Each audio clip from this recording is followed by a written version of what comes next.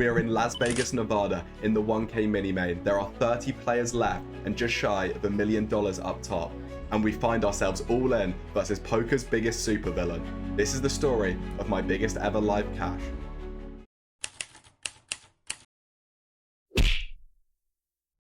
But let's take it back a second. This is my first ever World Series of poker. Online poker is great, but here in Las Vegas, Nevada is where legends are formed. And today, in the $1,000 mini main event, I have a chance to put my name right up alongside them.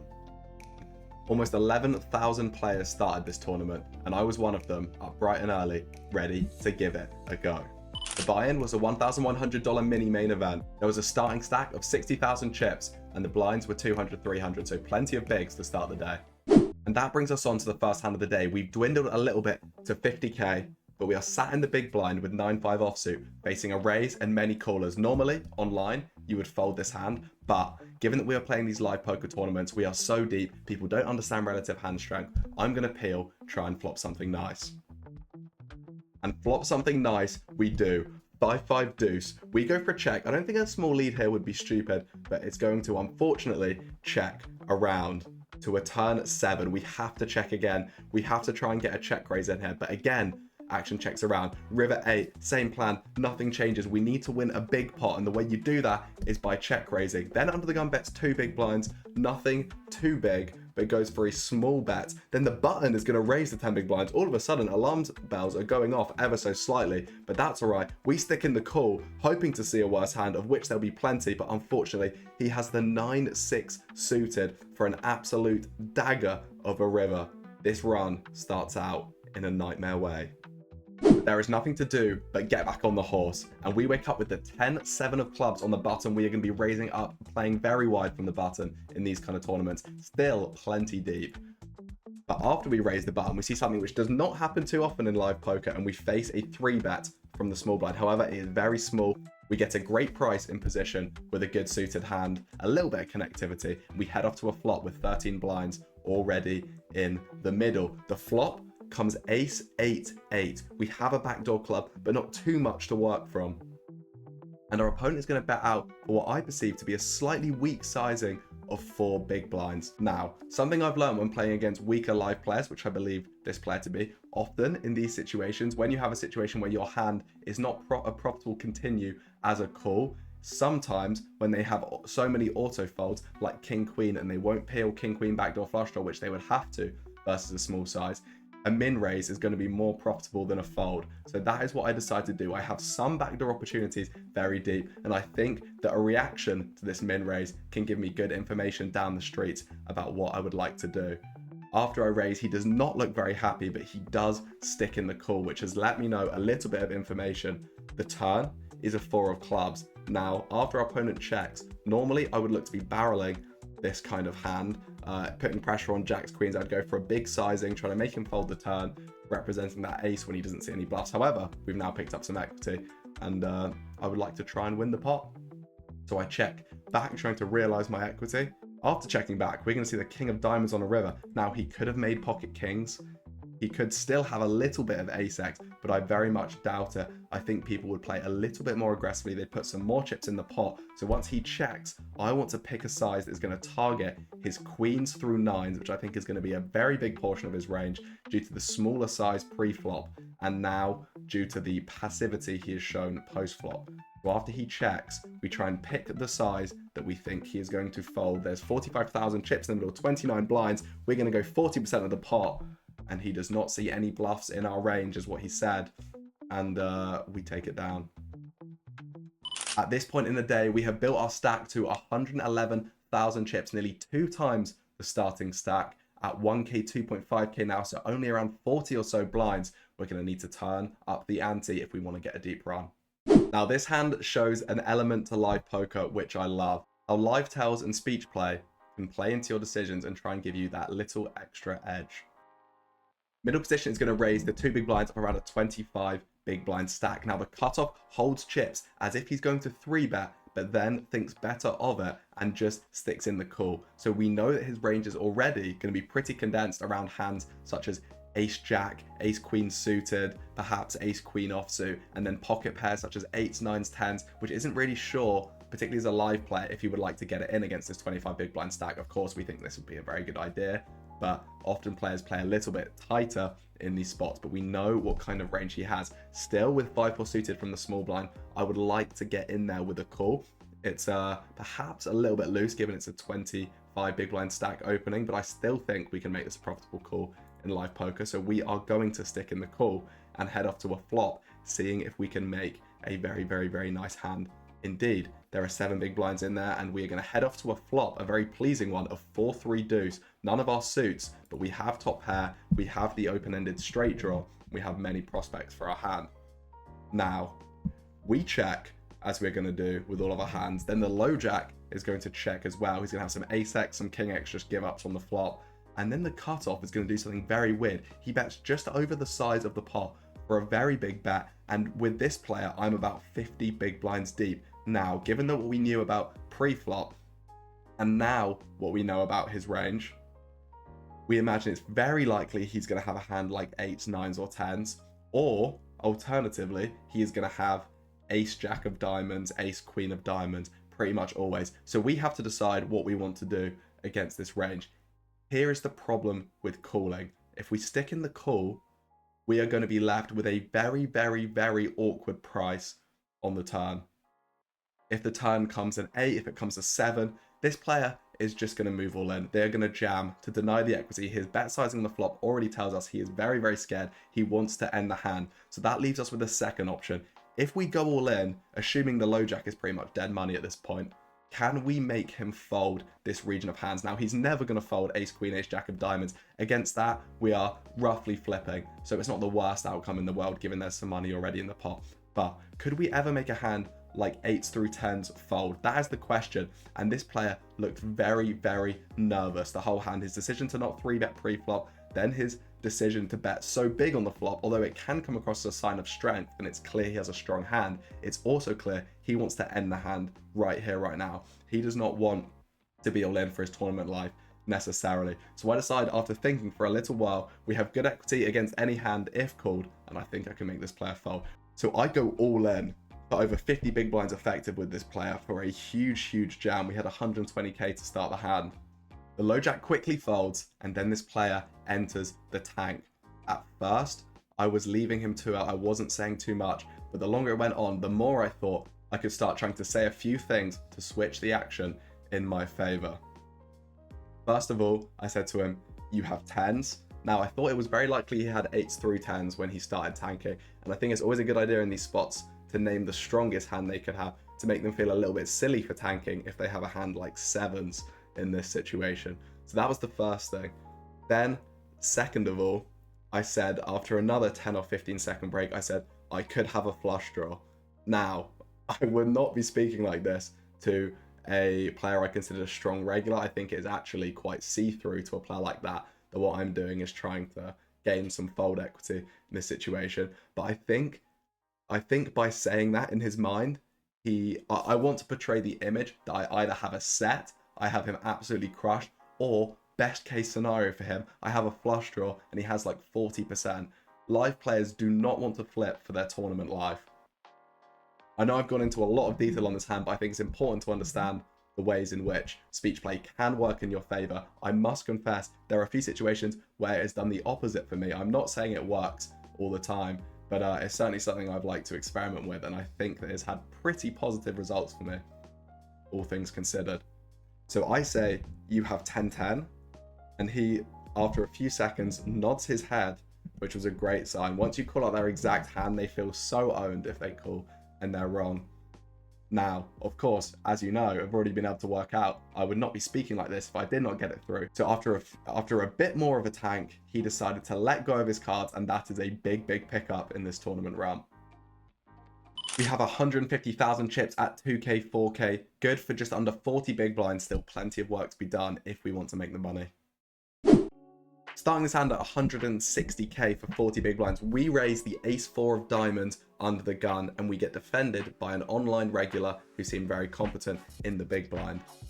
With 4.5 blinds in the pot, we head off to 9-7-3 with 2 diamonds. This one can bet, it can check. I think it would more normally be a bet, but I was in my check back flush draws era at this point. So we do decide to make the check back. The turn, the Queen of Hearts. Again, not actually too much reason to bet, particularly because I think this is the kind of player, I believe he was perhaps from one of those aggressive nations like Belarus. I'm not saying the nation as a whole is aggressive. I mean, the poker players play good aggressive hold'em. And I think they wouldn't expect me to protect my range with flush draws in this way. So we could see some power jams, we could see some crazy stuff if a diamond were to roll off. Top 10 moments of foreshadowing, because that is exactly what happens. The 10 of diamonds rolls off, and this play is about 20 big blinds deep. An important detail of this hand, he decides to bet pot for 4.5 big blinds, and I don't waste too much time, not a suspicious amount of time, I'd like to say, for jamming all in.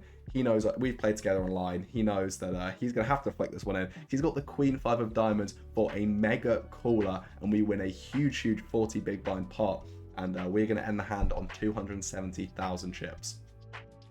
And the action doesn't stop there. There are too many hands to recount, but we are chipping away at our opponents and going to dinner break. We have 460,000 chips. And as it is a turbo-y kind of structure, the blinds are going up quickly. We rise to 562k at 8k, 16k, and we are approaching the money. About 200 left. There is $2,000 for the min cash. We are hoping to lock that up. And just like that, not too many sweaty spots to report on the bubble. There was one where I raised a 7-0 and had to watch as each player on the bubble tanked for about 4 minutes before making the fold. Wasn't too big a fan of trying to call the clock on too many people, but perhaps I should have been a little bit bolder. I was not the chip leader on the table, so it did in fact make a little bit of sense to wait it out along with the rest of them. But we do eventually make the money, and we have cashed for $2,000, and now it's time to try and put our foot on the pedal before the end of the day. 2 more levels, what can we do? Now, coming towards the end of the day, the button is going to raise off a short stack of just over 10 big blinds to 2.2 on the button. I defend the 9-8 offsuit, and we arrive to Jack 8-3. This player seems relatively competent. They pick a fairly big sizing, around half pot, just over in fact, and I make the call. The turn, the 6 of diamonds, we check, and our opponent is going to announce the thing that we were a little frightened to hear. He says all in and jams 205,000 chips more, which is about 7 big blinds into the pot of 10.3. We're going to get in our Jack X on the flop. Our hand is just too good. Even if we think someone's probably under bluffing a little bit, we do think this player is competent enough and not insanely tight. So we are going to make the reluctant call, but good news. Our opponent is going to roll over the Queen at 10 of diamonds. Plenty of outs, but one we are actually in relatively good shape again. We block his 9 for the straight, but of course any diamond, 10, Queen is going to win it for him. But no, blockers aren't real. The 9 of clubs on the river, and unfortunately our stack is crippled down to 350k, just over 10 big blinds. A true dagger in the heart of this run. Now down to 12 big blinds in +1. We are going to jam ace king off. In live poker, this is a good idea. I would min raise online. However, you just get peeled 43 ways, and ace king off struggled big time in this setup. We get called one position to our left. And although he snapped and we were a little scared, it's queen, queen. It's the classic race. You need to win these if you want a big tournament run. And bang, king on the flop. That is going to do it. And we double back up when we needed it most.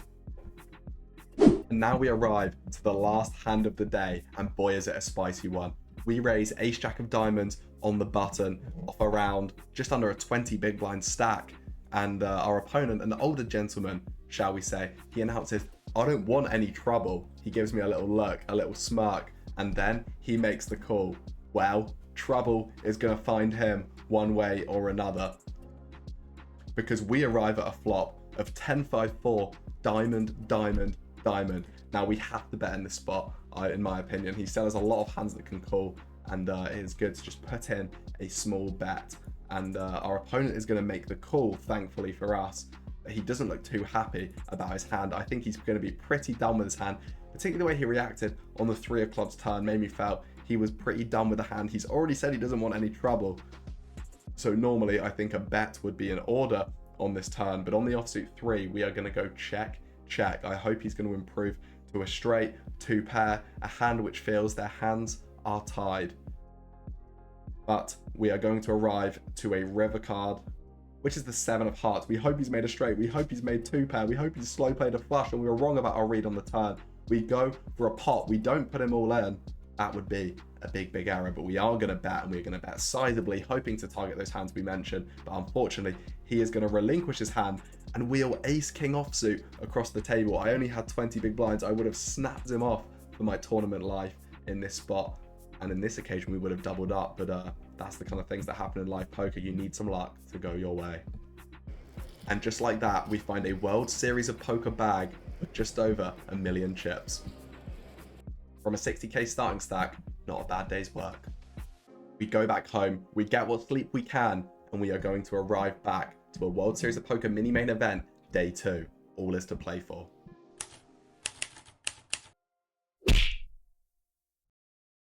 We have 25 big blinds in what is a very turbo structure. Anything can happen. We're ready for the swings. Let's get it. At 30k, 60k blinds, we're going to raise 10-9 of diamonds from the hijack of 20 big blinds, and we are going to get called by the big blind. The flop comes 8-6-4, and our opponent, who is a competent player, is going to lead for 1.3 big blinds. When we improve, he's going to put in lots of money. We have backdoor draws. We don't want to raise and face an awkward amount of equity against an all-in. We just call. The turn is the dream card, the 7, not just the 7 of diamonds. He's going to bet again for B40, and we're going to call. It's imperative we keep his bluffs in. Then on the river, a jack of clubs, super straight, 6 straight, even better. Our opponent is going to think for a little while, and then he is going to think for a little while and bet 375,000 chips. A block size bet, a little under half pot. And after doing my very best, I'm just a young guy in a really big spot looking really nervous impression, a lot of big gulps, I go all in, put the rest of my chips in, and after thinking for a long time, I've jammed for 825k over his 375k bet. It's not too much more to call. He cannot let it go with the jack 7. What a run out it is for me. And we are up to 2.4 million chips. The hilarious part about this hand is that he actually came up and found me after the end of this entire run, and he told me that his plan was to block fold the river, but he saw my stupid fake live reads where I was gulping and trying to look really nervous, and he decided to flick in the call based off of that, which is quite vindicating, but more very funny that my hours of stupid fake live reads that have probably never worked up until this point actually got me paid in a huge spot for me. And at this point in the run, this is when things start to get a little bit crazy. An all-in fest is to come. Our opponent goes all in with Queen 10 suited for around 10 big blinds, and we have the hand you want to have if you're up against Queen 10 suited. Pocket queens, we have our opponent drawing very thin, and on a flop of Jack 4-3, he has no hopes, no dreams, deads it on the turn with the 6, and that's a huge one. But we have no time to rest. The very next hand, there is an all-in for 6 big blind jam, then there's a 6 big blind re-jam, and we wake up with ace king offsuit. Not the best multi-way hand, but of course, we are going with it. And we are up against ace queen off and an 8-7 suited, which is looking worryingly live. And we are going to head off to a flop of ace 10-10. We are in great shape. There's plenty of chop outs. There's a 7 on the turn. A king on the river is going to seal the deal. And just like that, we have 5.2 million chips, a huge stack at 40k, 80k. Around 65 big blinds, which in this structure is piles. Mamma mia, what a mental level that was for going in at 1 million chips. We have spun it up to 5.2 mil on the first break, getting it in, very good pre-flop, banging off hands post-flop. This is what you need in this turbo kind of structure, but still we are going back to 50 big blinds. I imagine we are a top 20 stack or so of the 350 odd players left, but in these kind of structures you need to keep running good. All the money is piled towards the top. We've got about 4k locked right now, next page up 4.7k, but the 860k up top is what you need to play for. There's going to be all-ins, there's going to be gambling. Hopefully we are coming out on the right side. There is 367 players left. I am one of them with one of the biggest stacks in the tournament, and there is $843,000 for the winner. Not a bad chunk of change. Our opponent is going to jam the hijack for 8 big blinds, and I have 9s in the small blind. We have no choice but to re-jam this one. We have 4.1 million chips in our stack. What can we do? We are eagerly awaiting the flop. No ace. Please, better than that. There is a 9 on the flop, and on the turn, our opponent is dead once again. We keep this show on the road. With around 7 million chips, our opponent is going to go all in, but 11 big blinds under the gun. We have pocket nines on the button. This could be a close spot against some players, but let me tell you, this guy's wearing a snakeskin Louis Vuitton jacket. I don't think he's necessarily the most studied player, and I think he's ready to get the biscuits in. So we have no choice but to rejam, and we are forced to see a fake flip, the Queen Jack offsuit, not the one you want to see. That's the tiring question. We head up to the run out, Jack on the flop, dagger, can we improve? We need to see the 9, call an ambulance. But it is the wrong card on the river. The 6 of hearts will not help, and we have a big setback. We are down to 3.7 million where this hand happens. We have just 16 big blinds. +1, undergun +1 is going to raise, and I'm going to rejam, and I'm going to rejam the low jack with ace king offsuit. Then the button starts to tank. He's thinking long and hard, and he flicks in the call. Then the opponent, the original raiser, goes into the tank. He thinks long and hard, and he ends up relinquishing his cards. And to my surprise, the button rolls over pocket 5. What makes this even worse is an already about a 43% situation for us is going to go down even further, as under the gun says he folded ace king as well. So we are drawing to very few outs indeed. Give me that Barry Greenstein, put it up, 9-3-7. Our hopes are diminishing, 3 on the turn. We need a miracle, and a miracle arises. Ace of diamonds on the river to save our tournament life when we needed it most. A huge find. But we still need lots of help. We have 6.6 million chips, 150k, 300k, just over 20 big blinds. But we are blinding down slowly but surely, a little bit card dead, and we're down to 4.5 million, 200k, 400k, just over 10 bigs. And this is when we wake up with ace jack of diamonds in the small blind. The button is going to jam 3.7 bigs, and this is an important one. He shows king 9 offsuit, and we are hoping to hold. We see 6 jack deuce on the flop. We are looking good. We need to fade the king, and fade the king we do. A 3 on the river is a huge pickup for us, and we have 10.3 mil at the break. We are on dinner break. We have 10.3 million. Going to be going back to 300k, 600k. So again, not too many blinds, but we're still in it to win it. 66 players remain. We've got 13k locked up. Pay jump to 16.6, I think, in a few bust outs time. And we will see what we can do. Just 65 players between us and $860,000. Not the worst spot to be in. Gonna grab myself some food. Don't have too much time. And yeah, good luck us. Now it is at this point that a certain supervillain that I mentioned in the intro joins the table. It's Martin Kahbrel. He's been sat on the table across from me all day, and he is here, and his antics, being in this deep spot, are turned up to 100. He is serenading one of the women on our table. He is shouting after every all-in. He is trying to intimidate people, the whole 9 yards. He's arguing with dealers. But to be honest, in my personal opinion, I was finding this pretty funny. There were a few times where it crossed the line, for sure, but some of his antics, for me, was taking the tension out of the situation a little bit. He decided to make this joke about me that I'd never played with a 1 million big blind ante before, which was correct. We were not at that big blind yet, but he was saying that I need to hang on to get there, and he was getting the crowd to do a round of applause for me when we do get there. So some very funny stuff mixed in with the out of line stuff. The conversation about Martin Kahbrel is a bigger one, but let's just say it certainly added an extra layer of spice to this day too. And he is going to feature in a big way later on. There are 66 players remaining, and I have $13,500 already, a huge score locked up, but there is over $800,000 for the win, and we're locked in. We wake up with king deuce offsuit in the big blind. Under the gun is going to go all in for 3.5 blinds. Now I'm praying someone sticks in the call. Don't put this on me, guys. But unfortunately they all fold. I think I have to flick it in with the king deuce off. Nightmare as it may be. We see the king deuce suited, a great one to see. Presuming we're going to chop almost always, but disaster, an ace queen jack flop with 2 clubs. Please hold on the turn, but the 6 of clubs on the turn kills our hopes and dreams. This is a small pot, but when the blinds are so high, each pot counts, and this is a real dagger.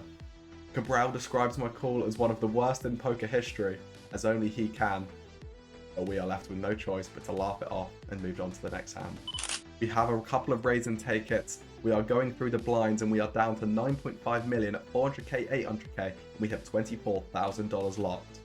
We go through the big blind and the big blind ante. We're down to 7.4 million and just 7 big blinds. We had a very, very poor run of cards. We're very card dead. But just like that, we make the pay jump. We have $29,380 locked already, my biggest live tournament score.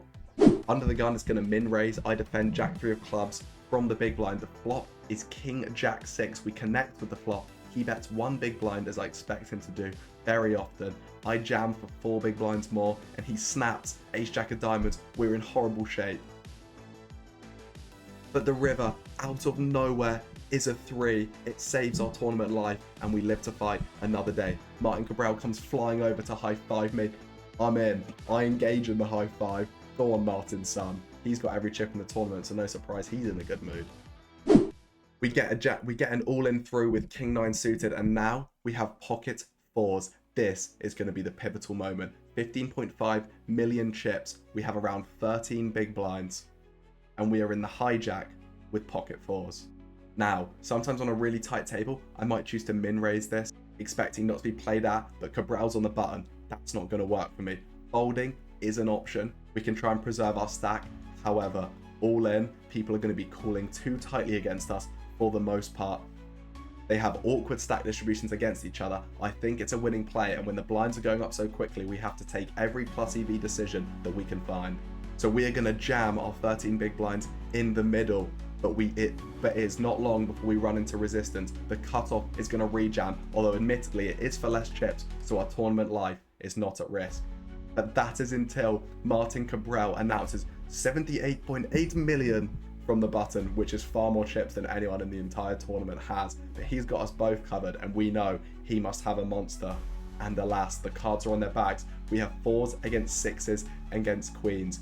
If we can find a 4 against these two players, 30 left in the mini main with just under $1 million for first, it will be the biggest pot of my life by a mile. Come on, dealer, just one time. The flop, no help. Ace Ace Deuce with 2 clubs. The 10 of spades on the turn, and we are waiting for the river. We are praying for a 4.